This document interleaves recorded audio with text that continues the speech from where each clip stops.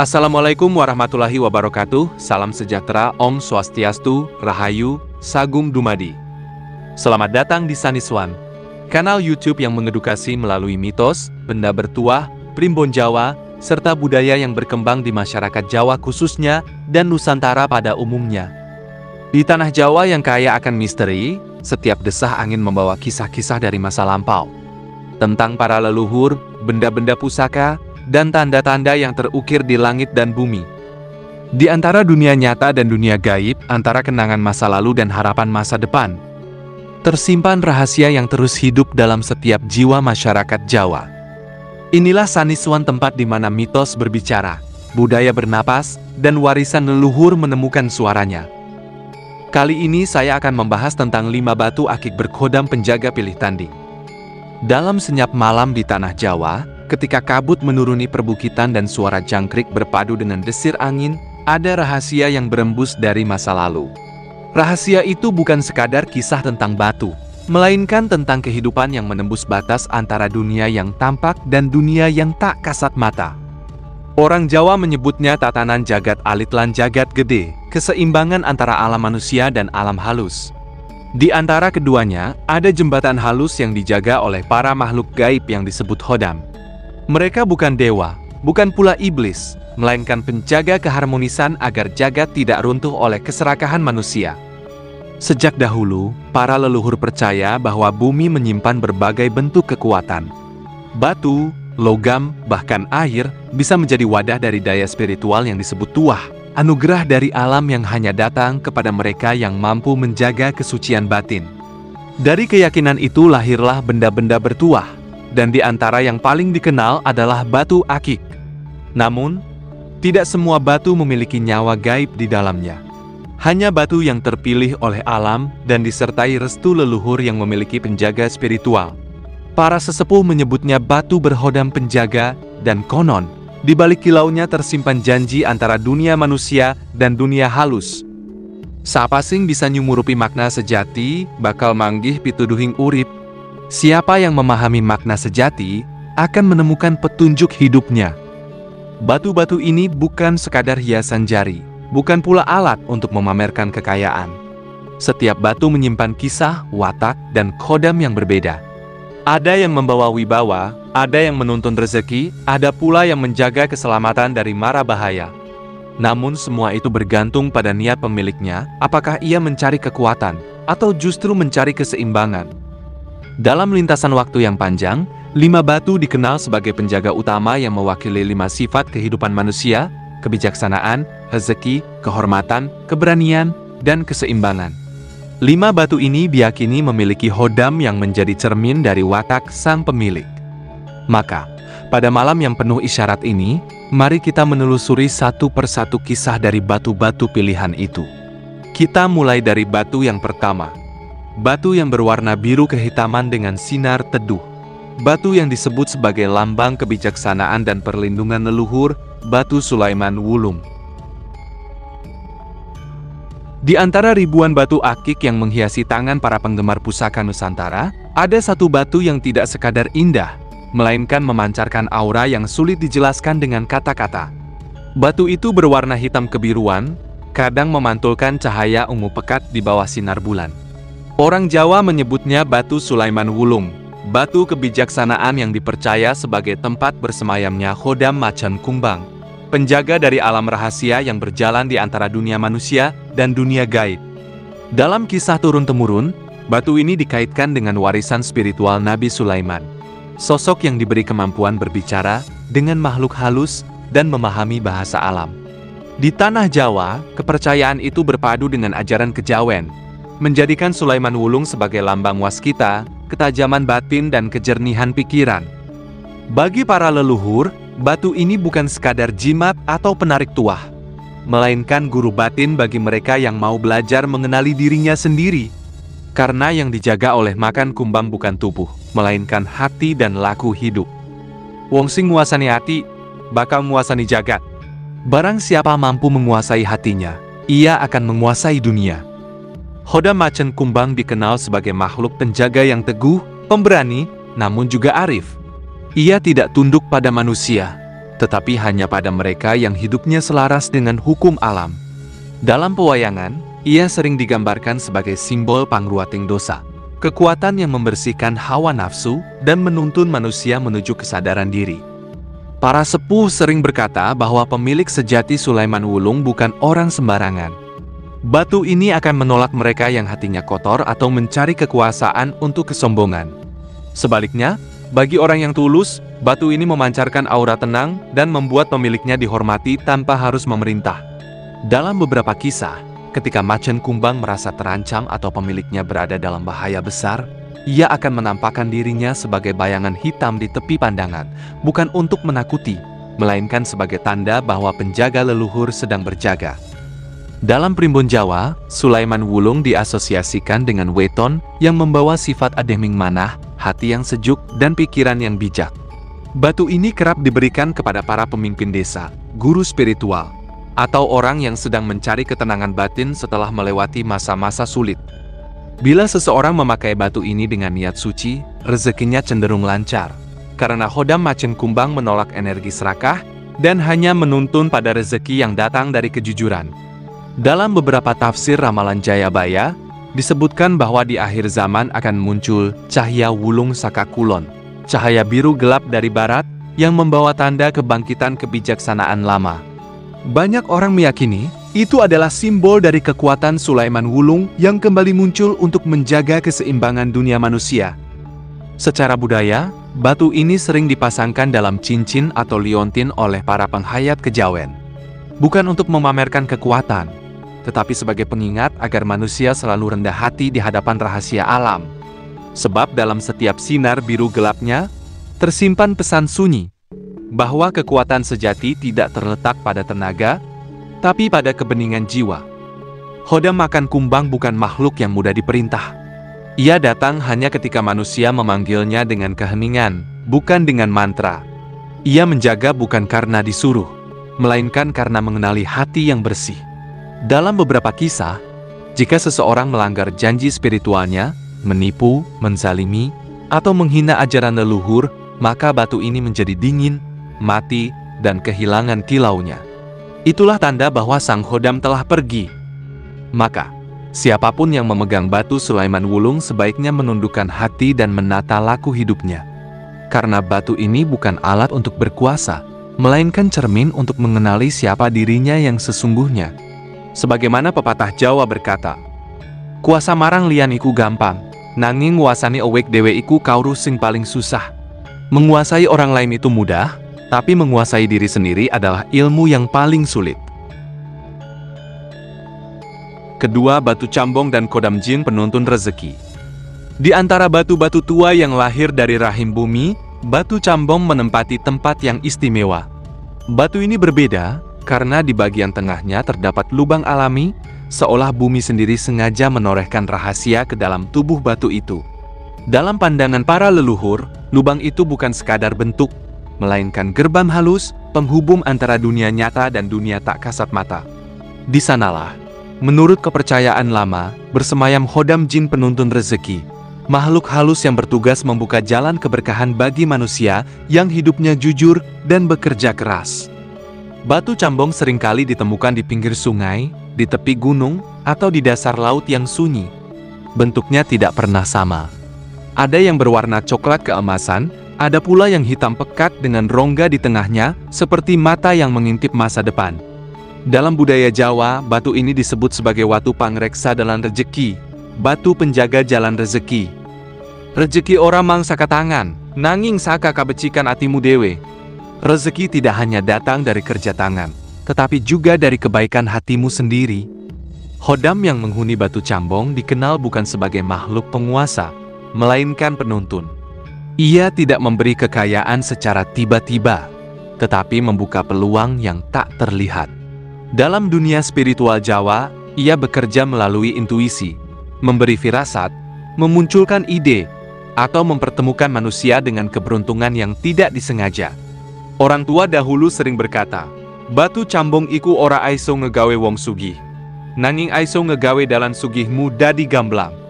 Artinya, batu ini tidak menjadikan seseorang kaya secara ajaib, namun membantu menuntun langkah agar rezeki mudah dijemput. Dalam primbon kuno disebutkan, batu combong sebaiknya dijaga dengan niat suci. Bila digunakan untuk keserakahan atau pesugihan hitam, hodam yang semula membawa berkah akan pergi, digantikan oleh entitas yang berkarakter gelap, membawa kesialan dan kehancuran batin. Maka dari itu, para sepuh selalu mengingatkan agar batu ini dipakai dengan doa dan sedekah, sebagai penyeimbang antara dunia lahir dan dunia gaib. Wong sing ora gelem nyedekah, rezekina bakal seret kaya banyu sing dicekel.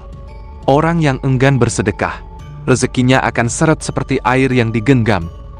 Secara spiritual, hodam jin penuntun rezeki dalam batu cambong memiliki watak lembut, namun tegas terhadap niat buruk.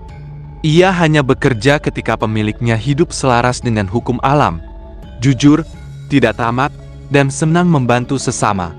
Seringkali, hodam ini menuntun dengan cara yang tidak langsung. Misalnya, memberi mimpi tentang air mengalir, pertanda datangnya kesempatan baru. Atau mendengar suara samar di antara tidur, tanda agar tidak menyerah di tengah usaha. Batu combong sering dijadikan cincin atau disimpan dalam kain putih sebagai pusaka pribadi. Saat disimpan dengan penuh hormat, auranya menenangkan, dan pemiliknya sering merasakan keberuntungan kecil yang berulang, dagangan laku, urusan lancar, atau dipertemukan dengan orang baik.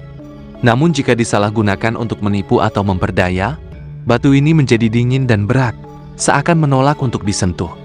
Itu tanda bahwa kodamnya sedang pergi. Dalam filosofi Jawa, setiap lubang adalah simbol reresik, ruang kosong yang memberi makna pada keberadaan. Batu combong mengajarkan bahwa dalam kekosongan ada jalan menuju kelimpahan, karena yang berlebih seringkali menutup jalan berkat. Batu ini menjadi pengingat bahwa rezeki sejati bukan hanya tentang uang, tapi tentang rasa cukup, damai, dan keberkahan.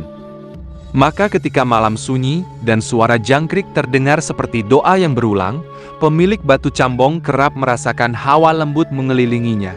Itulah tanda bahwa hodam jin penuntun rezeki sedang berkeliling, memastikan bahwa jalan hidupnya tetap terbuka.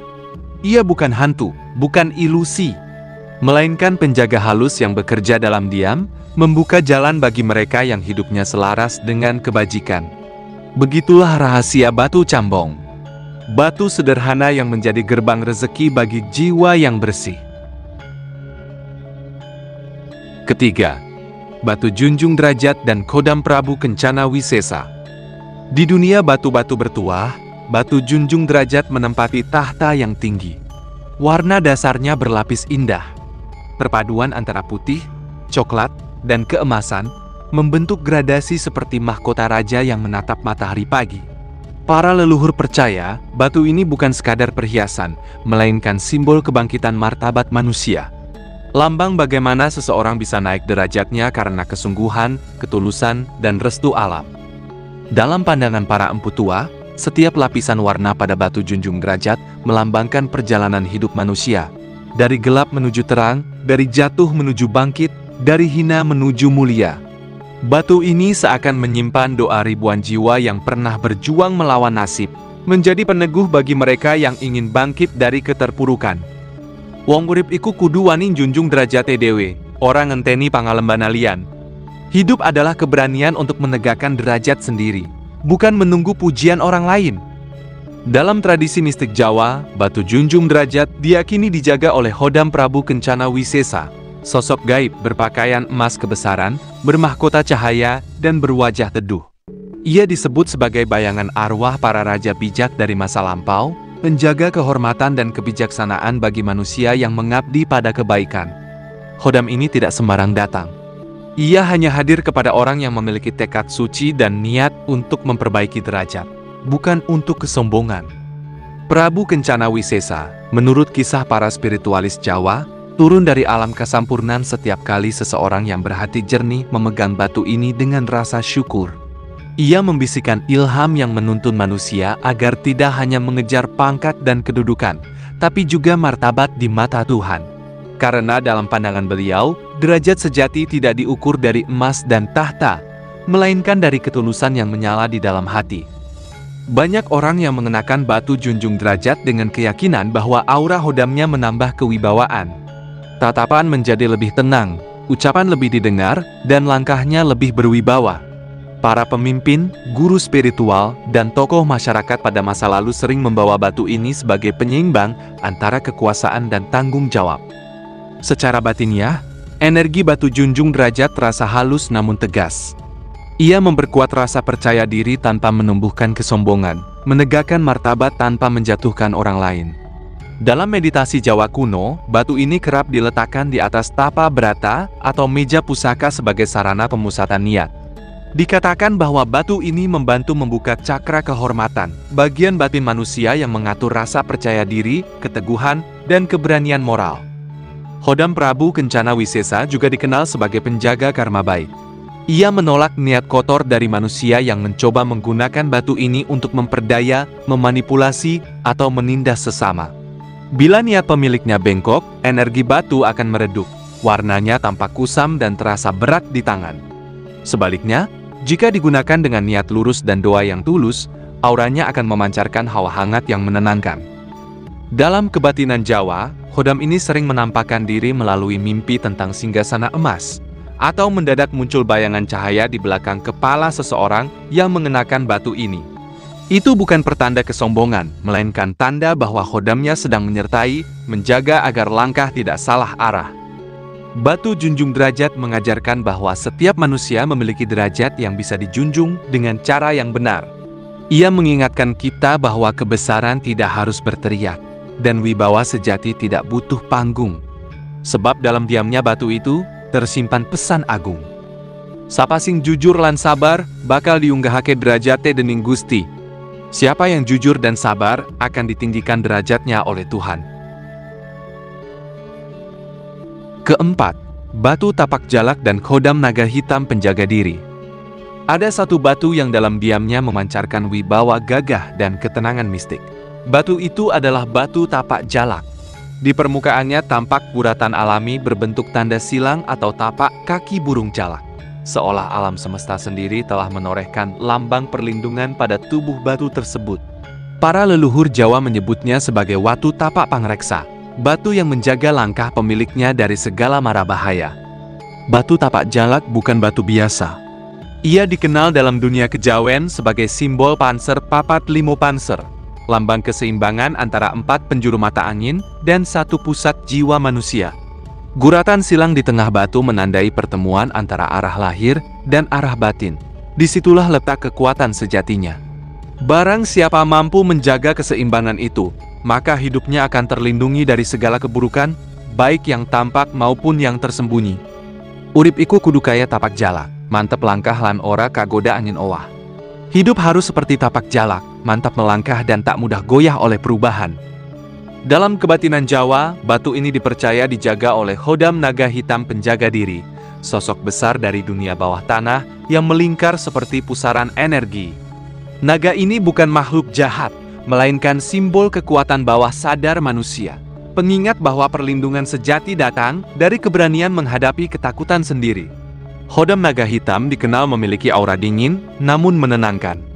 Ia bekerja dengan cara menyelimuti pemiliknya dari serangan gaib, ilmu hitam, dan niat buruk manusia lain. Banyak spiritualis tua mengatakan bahwa naga ini tidur dalam kesadaran. Artinya kekuatannya muncul hanya saat pemiliknya berada dalam bahaya. Bila seseorang memiliki batu tapak jalak yang asli dan dirawat dengan doa serta tirakat, hodam naga akan menebarkan gelombang energi yang membuat tubuh terasa hangat saat mara bahaya mendekat. Orang-orang yang hendak berniat jahat akan merasa gentar tanpa tahu sebab. Itulah sebabnya batu ini sering disebut sebagai pangreksa sukma, penjaga ruhani yang melindungi dari gangguan sihir, santet, dan energi negatif. Dalam kehidupan sehari-hari, tapak jalak sering dijadikan cincin, jimat kecil, atau diletakkan di tempat usaha. Namun, para sepuh selalu memperingatkan. Menurut kepercayaan, hodam naga hitam tidak suka pada kemarahan, kesombongan, dan niat mencelakai orang lain. Jika pemiliknya melanggar itu, maka naga akan menarik diri dan batu tapak jalak akan kehilangan energinya. Sebaliknya, bila digunakan dengan niat tulus dan doa yang istiqomah, naga itu akan menjadi penjaga yang setia, bahkan menuntun dalam mimpi ketika bahaya belum tampak di mata. Secara spiritual, hodam naga hitam juga dipercaya menjaga keseimbangan unsur api dan air dalam tubuh manusia. Ketika seseorang mudah marah, energi panasnya meningkat. Ketika takut berlebihan, air dalam dirinya melimpah. Batu ini bekerja sebagai penetral, menyeimbangkan keduanya agar jiwa tetap teduh.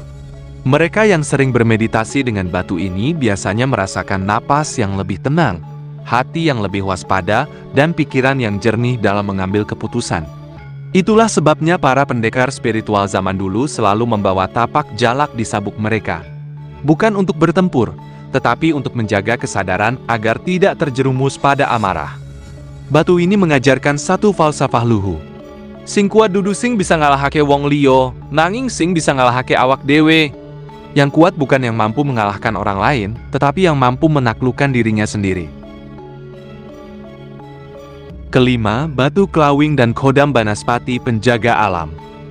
Di tanah lereng selatan Jawa, di tepian sungai yang mengalir tenang bernama Klawing, lahirlah batu yang menampung pancaran api bumi dan air langit. Batu itu disebut batu Klawing, batu yang lahir dari pertemuan unsur panas dan dingin, kekuatan dan kelembutan. Warna-warnanya beragam, merah darah, hijau lumut, kuning madu, dan kadang biru keunguan. Seolah bumi melukiskan wajahnya sendiri pada batu ini. Dalam tradisi spiritual Jawa, batu Klawing bukan sekadar batu hias, melainkan lambang keselarasan antara manusia dan alam. Setiap warna di dalamnya adalah bahasa bumi, setiap kilau adalah doa yang menunggu untuk dibaca. Para leluhur percaya bahwa siapa yang memegang batu ini dengan hati bersih akan merasakan getaran kehidupan, seolah alam semesta berbicara lewat keheningan. Alam ora mang kanggo diduweni, nanging kanggo dirumat. Alam bukan untuk dimiliki, tetapi untuk dijaga. Batu Klawing diyakini dijaga oleh makhluk agung dari dunia halus, Khodam Banaspati penjaga alam. Ia digambarkan sebagai sosok besar berselimut api, berwarna merah keemasan, bermata tajam namun berhati bijaksana. Dalam kisah para spiritualis tua, Banaspati bukan makhluk jahat sebagaimana diceritakan dalam legenda rakyat. Ia adalah penjaga keseimbangan hutan, api, dan kehidupan bumi.